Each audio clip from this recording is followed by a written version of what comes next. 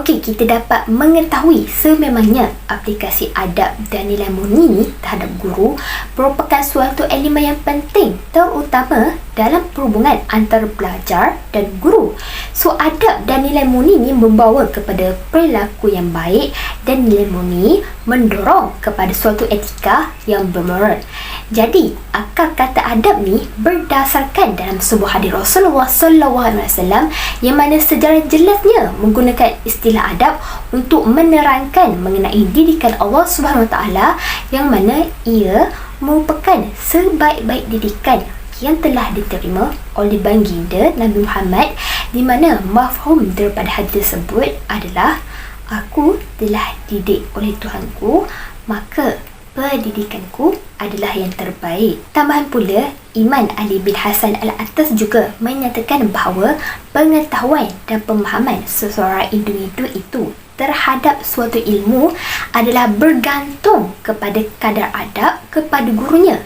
Okey, jadi kita boleh lihat berdasarkan kertas kerja ini, kita dapat memahami bahawa seseorang pelajar yang memelihara adab terhadap gurunya akan diberikan banyak kefahaman.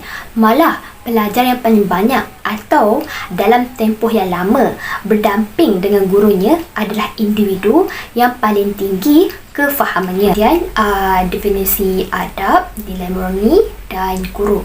Okey, yang pertama, definisi adab.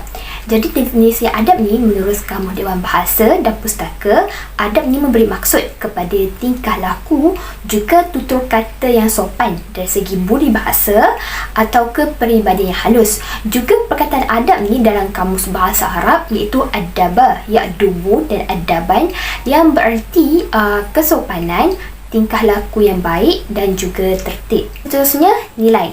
Nilai ni bermaksud standard yang digunakan oleh individu dalam menetapkan perihal yang berkaitan dengan objek, idea, perasaan, keadaan yang dikehendaki atau tidak dikehendaki. Sebagai contoh, kecantikan, taraf, kebaikan dan sebagainya. Juga nilai ni ia melibatkan satu panduan yang mana ia membantu seseorang itu dalam membezakan dengan sesuatu yang baik dengan yang buruk. Seterusnya, ia bertindak berdasarkan pemilihan yang berteraskan perbezaan tersebut. Akhir sekali, definisi guru. Guru ni bermaksud seorang individu yang mengajar, pendidik, pengajar. Guru juga merupakan seorang pendidik yang mendidik secara profesional, mengajar berkaitan suatu ilmu, memberi bimbingan, melatih dan juga melaksanakan evaluasi kepada pelajarnya. Seterusnya adalah kepentingan dalam mengaplikasikan adab dan nilai murni terhadap guru. Kepentingan yang pertama ialah guru merupakan seorang perantara untuk kita memperolehi ilmu. Hal ini kerana guru mempunyai darjat yang tinggi dari pandangan Islam. Oleh itu, Islam amat menitik beratkan umatnya untuk mencari dan menuntut ilmu, di mana ia selari dengan kita untuk diwajibkan untuk mempelajari ilmu fardu ain seperti solat, puasa dan lain-lain. Jadi, ketika guru sedang menyampaikan ilmu, pelajar-pelajar lain perlulah memberikan perhatian yang sepenuhnya supaya dapat memahami isi penting yang telah diajarkan oleh guru tersebut. Kepentingan yang kedua ialah guru merupakan motivasi kepada pelajar. Motivasi iaitu dorongan mental yang menggerakkan perbuatan manusia, termasuklah perbuatan seseorang itu untuk belajar. Oleh itu, peranan motivasi ini sangatlah penting dalam pembelajaran kerana ia dapat membantu pelajar untuk mencuba yang terbaik dan memastikan mereka fokus kepada matlamat mereka. Contohnya, guru membantu pelajar dalam mengatasi masalah dan menemukan solusi yang tepat dengan beradab dan menunjukkan nilai murni seperti menghormati guru. Pelajar akan rasa lebih selesa dan terbuka dalam meminta bantuan dan saranan daripada guru berkaitan masalah pembelajaran yang dihadapi. Kepentingan yang terakhir iaitu mewujudkan hubungan yang baik antara guru dan pelajar. Hal ini kerana seorang pelajar perlu sentiasa menunjukkan sikap yang baik dan nilai murni kepada guru kerana secara langsung guru merupakan pembimbing kepada pelajar yang memerlukan persefahaman antara mereka. So, guru akan selesa untuk memulakan pengajarannya dengan kaedah yang sesuai mengikut keadaan pelajar-pelajarnya kerana telah terjalinnya persefahaman dan hubungan yang baik antara guru dan pelajar. Seterusnya lagi pula iaitu faktor pengabaian adat dan nilai murni terhadap guru. Yang pertama adalah faktor diri pelajar, di mana setiap orang mempunyai tanggungjawab atas tingkah lakunya sendiri yang berkemungkinan menjadi tidak beradab dan tidak berdisiplin terhadap guru dengan memenuhi kehendak diri sendiri tanpa berlaku pengaruh luar. Contohnya, seorang pelajar berani untuk menghina guru dengan mengatakan guru tersebut pondan. So, sikap ini menunjukkan pelajar itu tidak sedar akan kepentingan beradab dan menghormati guru. Oleh itu, pelajar seeloknya sedar atas perbuatan negatifnya terhadap guru dengan menjaga percakapannya. Yang kedua ialah faktor rakan sebaya, di mana rakan sebaya adalah tempat di mana mereka meluahkan perasaan dan masalah yang dihadapi sebagai pengganti ibu bapa dan keluarga. So, antara kegiatan pengaruh rakan sebaya yang tersebar luas ialah masalah vandalism, iaitu merosakkan harta benda awam. Namun begitu, ada inisiatif yang telah dilakukan untuk membantas gejala ini, iaitu dengan mengadakan sesi intervensi antara pelajar bagi mencari punca masalah dan juga sesi kaunseling yang telah dilakukan dengan siasatan dengan memanggil ibu bapa mereka. Jadi, pengaruh rakan sebaya ini adalah faktor yang paling penting dalam bentuk sikap seorang pelajar, kerana rakan merupakan orang yang paling memahami kita. Faktor pengabaian adat dan nilai murni terhadap guru yang terakhir iaitu faktor ibu bapa dan keluarga.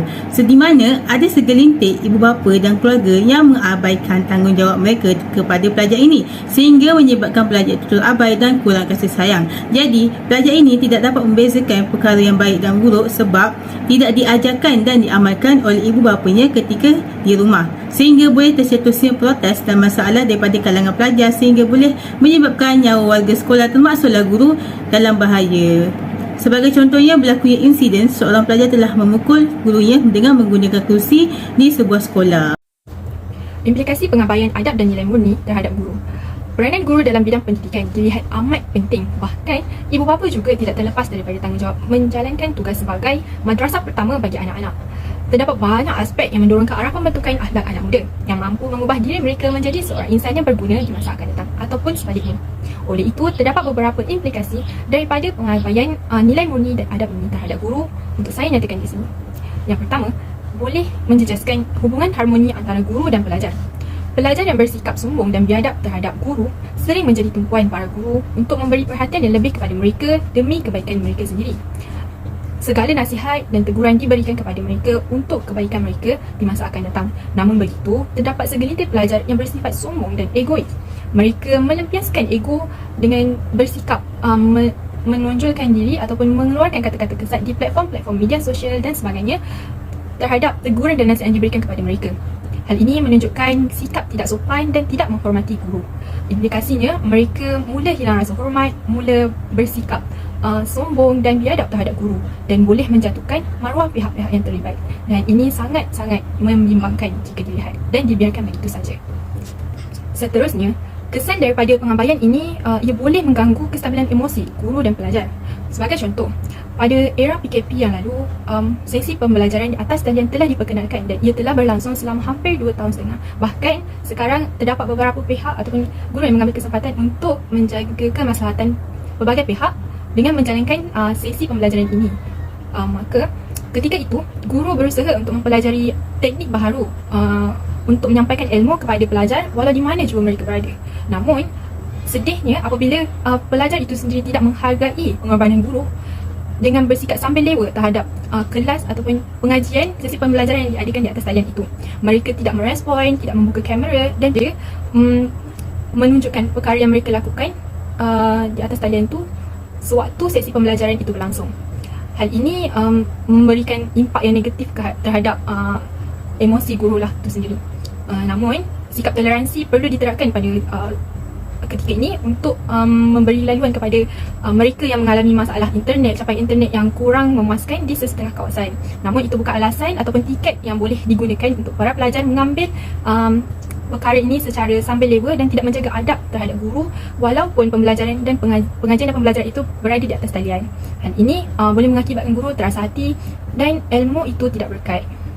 Selain itu, kesan daripada pengabaian adab dan nilai murni terhadap guru boleh mendorong ke arah kemerosotan nilai-nilai murni dalam kalangan masyarakat. Hal ini terjadi ketika mana adab yang mereka telah cemari ataupun adab yang tidak baik mereka lakukan waktu ketika sesi persekolahan dulu tidak diperbaiki.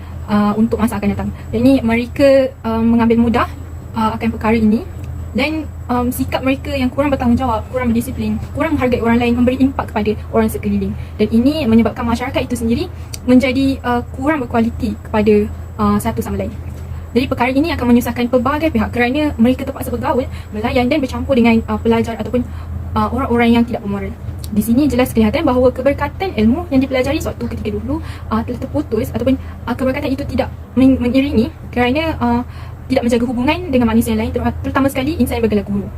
Guru juga diibaratkan lilin yang membakar diri mereka. Namun jika ia disia-siakan, ia tidak bermakna apa-apa, dan itu adalah perkara yang patut kita kesali dan perlu diperbaiki dari masa ke semasa. Akhir sekali, kesan daripada pengabaian ini boleh mengakibatkan reputasi negara dalam bidang pendidikan terjejas atau tercemar jika diketahui oleh pihak luar, seperti negara-negara maju yang lain. Hal ini berlaku apabila tiada lagi pelajar, sebagai contoh, pelajar pertukaran antara sebuah negara dan negara lain untuk memberikan tunjuk ajar, dan tiada lagi pelajar yang berkualiti untuk kita hantar kepada luar negara untuk mereka berkhidmat di sana demi mengharumkan nama baik negara. Jika pengabaian adab dan nilai murni ini dibiarkan secara terus tanpa ada pencegahan, hal ini boleh menyebabkan negara luar memandang serong terhadap negara kita. Oleh yang demikian, pentingnya adab dalam menuntut ilmu oleh dalam kalangan pelajar, walau di mana juga mereka berada, itu akan membentuk diri mereka yang kini dan masa akan datang untuk menjadi insan yang berguna dan mampu membalas jasa kedua ibu bapa dan juga memberi khidmat kepada masyarakat dan juga negara. Seterusnya iaitu isu pelajar bunuh guru kerana kecewa dengan markah yang rendah. Menurut akhbar Cosmo, pada 3 November 2023, mendapati bahawa 2 pelajar dari Fairfield Lower telah membunuh seorang guru yang mengajar mata pelajaran Sepanyol. Kedua pelajar itu dikenali sebagai Willard dan Jeremy. Kedua-dua pelajar ini baru berusia dalam lingkungan 16 tahun. Guru yang mengajar subjek Sepanyol bernama Nohema Graber. Siasatan polis menyatakan bahawa kedua pelajar ini telah memukul guru tersebut menggunakan kayu baseball.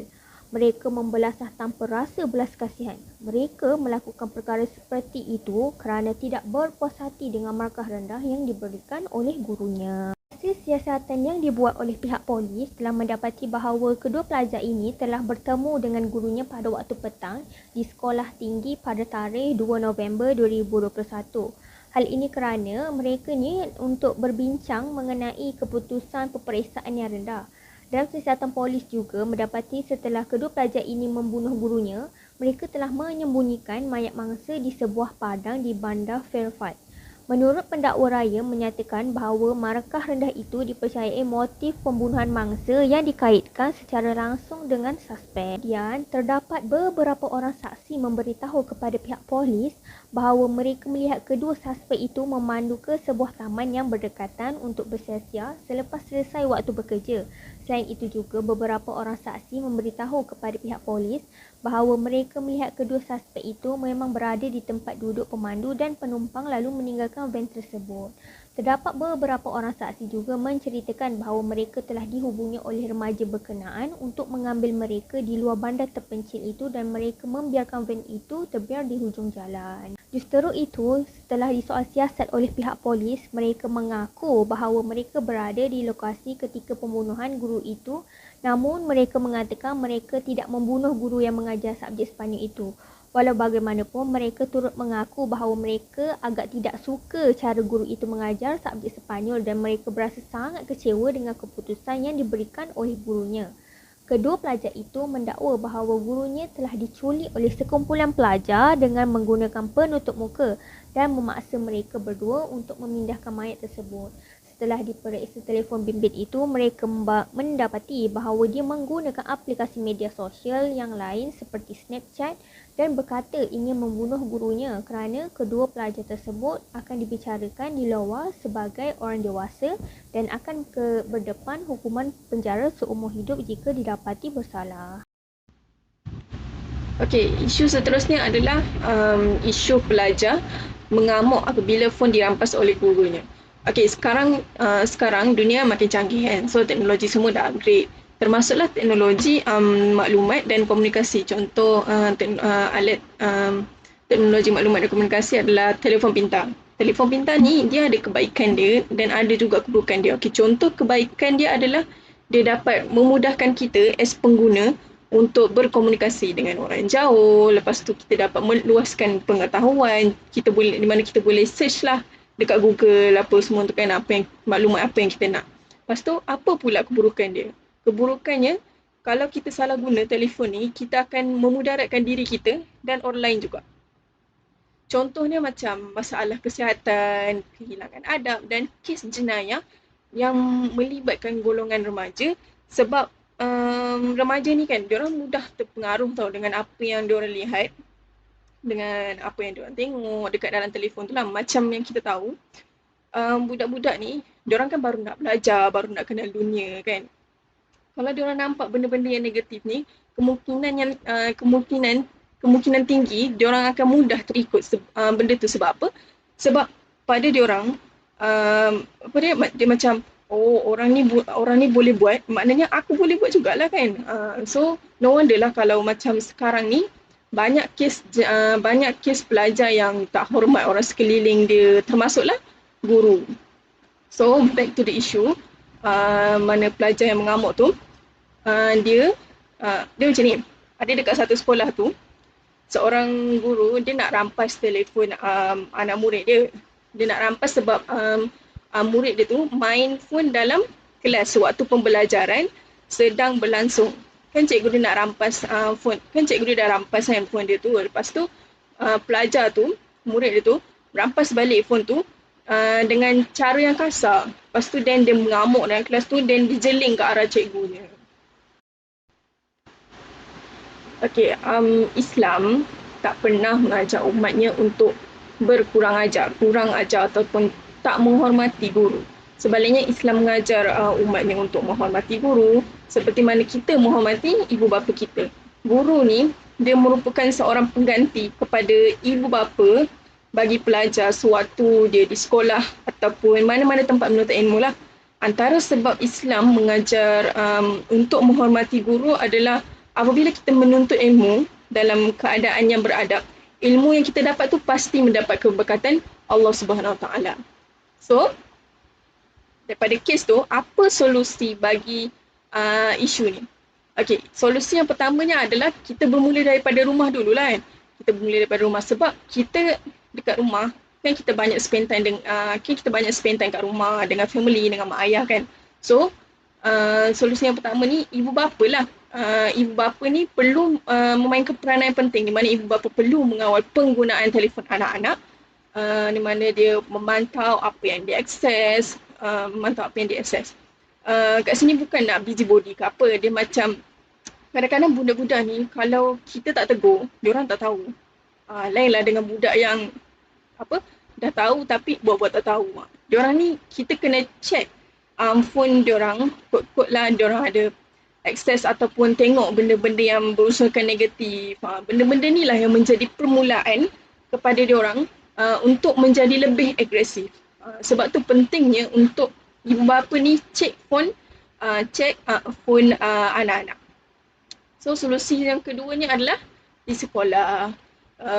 Untuk menjadikan pelajar-pelajar ni menghormati guru dan berdisiplin, guru-guru kenalah menjadi lebih tegas dalam mendisiplin pelajar dan mengikut peraturan sekolah. Will, cuba tengok tu. Cikgu tu gemuk weh. Dia besar macam pelapor. Okey, kalau kita cakap pasal hina guru ni, benda ni memang dah lama berlaku. Bukan benda dah lama berlaku, memang benda ni kalau kita dengar mana-mana pun kita tahu benda tu menghina guru. Contohnya adalah macam anda tengok pada sebutan video yang tadi, secara ringkasnya pelajar tu dia hina guru daripada segi penampilan dan juga boleh jadi personality, yang mana dia menghina badan dia gemuk semua tu, yang mana itu boleh membuat, kalau saya jadi cikgu dan anda menjadi cikgu, yang akan mengguris hati kita, betul tak? Okey, jadi daripada sini benda ni macam tak best lah kalau kita tengok orang duk hina-hina guru ni. Okey, jenis penghinaan ni banyak tau.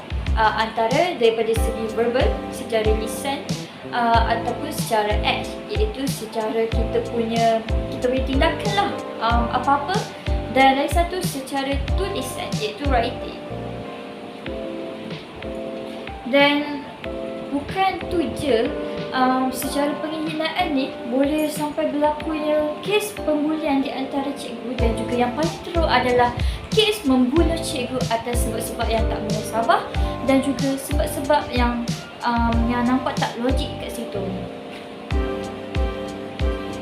Okey, kalau kita cakap daripada segi verbal, iaitu secara lisan, okey, sebagai contoh lah kalau kita tengok daripada secara verbal sebagai komen yang negatif macam yang tadi, macam seorang pelajar memberi komen tentang penampilan contohnya macam dia gemuk. Kalau daripada segi personality, contohnya macam cikgu tu dia kekok ke apa, lepas tu dia ejek-ejek. Itu adalah salah satu contoh. Dan kalau kita tengok daripada segi secara act, iaitu secara kita punya lakonan ataupun secara tindakan, contoh cikgu tu garang ke apa ke, contohlah macam ada mesti bukan tipu lah. Masa zaman sekolah dulu, kita kalau macam cikgu tu garang, kita tak suka kan. So mesti kita ejek guru tu kan. Contoh macam cikgu tu, lepas tu kita ajuk-ajuk cara dia. Macam contoh kalau cikgu tu marah kita, kau ni tak nak buat kerja sekolah, kenapa kau nak kena denda ke apa ke, semua tu mesti kita kat belakang tu akan ajuk-ajuk apa yang dia cakap, macam buat macam ni ke. Yang tu pun kira adalah satu penghinaan terhadap guru.